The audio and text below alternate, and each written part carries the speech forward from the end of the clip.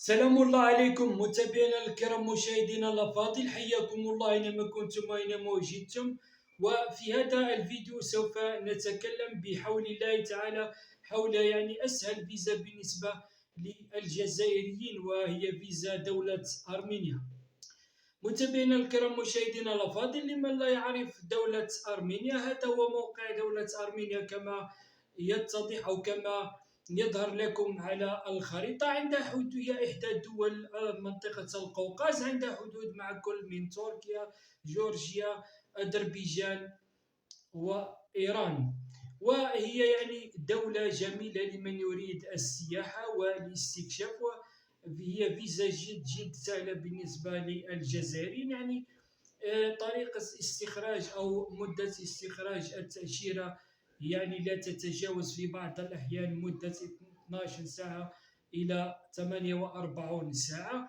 وفيزا دولة أرمينيا متابعينا الكرام مشاهدينا الفاضل هي فيزا إلكترونية بهذا الشكل. هذه هي فيزا دولة أرمينيا بالنسبة للجزائريين، تكون الفيزا بهذا الشكل. هي فيزا إلكترونية. الملف اللي نحتاجه، لا نحتاج فقط صورة شخصية بخلفية بيضاء وجواز السفر. ومدة استخراج التأشيرة كما قلنا هي مدة قياسية، من 12 ساعة حتى 48 ساعة. والقبول مضمون 100%، لا يوجد أي رفض فيما يتعلق فيزا أرمينيا بالنسبة للجزائريين. للمهتم يتواصل معنا خوتي. تكاليف الفيزا ماهيش مكلفة. كاين اللي يخدمها ب 400 ألف إلى 500 ألف دينار إلى 600 ألف دينار، كأقصى حد 700 ألف دينار. كل واحد وراه